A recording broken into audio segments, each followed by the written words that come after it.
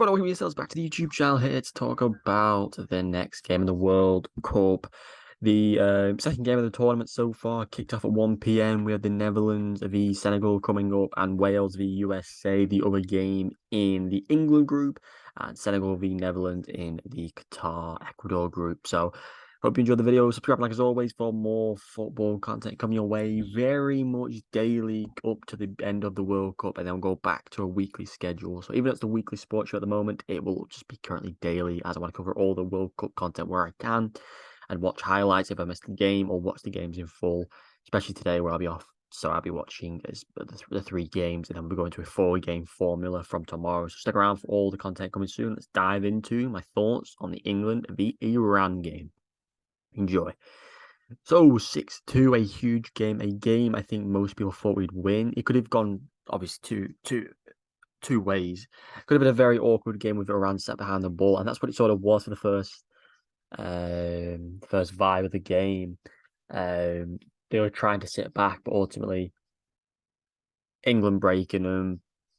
And then you score and score again. That's the thing. Once you break a team that has to sit back and then they're not as good of a team as England, they have to come out. Then England are very good on the counter-attack. Kane was brilliant with the assists and the play balls forward. Sterling was brilliant going forward. Saka was fantastic. Grealish was great when he came on. Rashford was great when he came on. The two players that were very quiet for me were Foden and Mount. When Mount was replaced by Foden, he didn't really bring much to the game. They were the only two players I can say didn't do much, but they weren't bad. Fullbacks fantastic in Trippier and Shaw.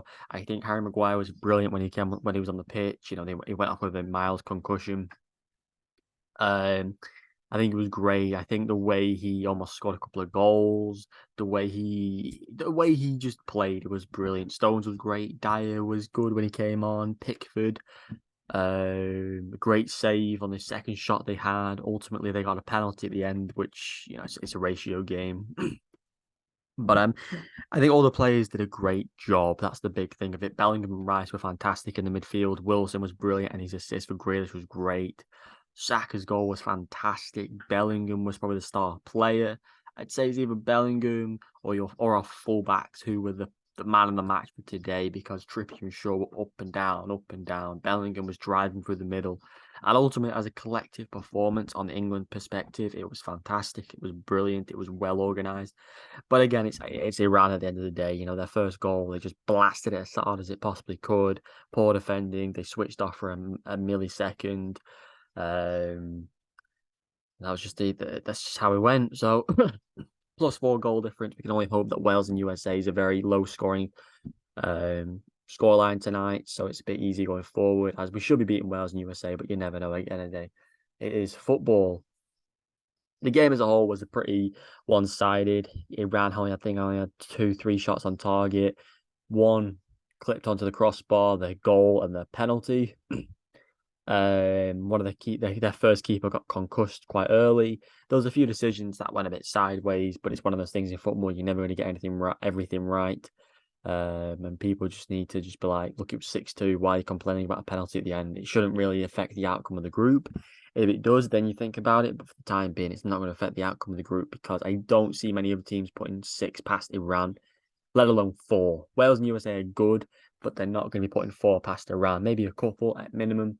But I think if England concede, I think Wales and USA have a higher chance of conceding as well. So all to play for England. You know, Iran, and basically, I can't see them picking up any points in this competition. They will be probably finishing 4th.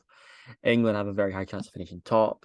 And I think if they keep up the way they pass the ball, move the ball forward, looked for those gaps and capitalised, it's going to be a very good competition for England if we can keep it up in a higher standard, because Wilson was full of energy when he came on. His acceleration and sprint speed is brilliant. Rashford's cutback and ability to find the goal was great today. Saka's dribbling, Grealish's dribbling, and we need a bit more from Foden and Mount in the next couple of games. But ultimately, I think England were very, very good. But again, it is Iran. We need to be able to prove this end of the week against US, and then Wales next Tuesday, and then get to the round of 16 against some of the very tough teams. In Senegal, if they finish second, or Netherlands, if they finish second, or eventually when we get to France or Germany or Argentina, Brazil, you've got to raise the ball, you've got to raise the game. Bellingham was great today, but can he do it against the bigger teams? So I'm very excited to see where we go in this competition, and I'll keep you posted on the other games today and the rest of the days. Thanks so much as always. I hope you enjoyed the game. My man of the match will be Bellingham because brilliant goal, brilliant play, brilliant drive, brilliant overall player. He was fantastic, and he was the guy to look forward to in your team today. So I'm excited to see more of Bellingham, especially at the age of 19, and see what he does in the rest of the competition.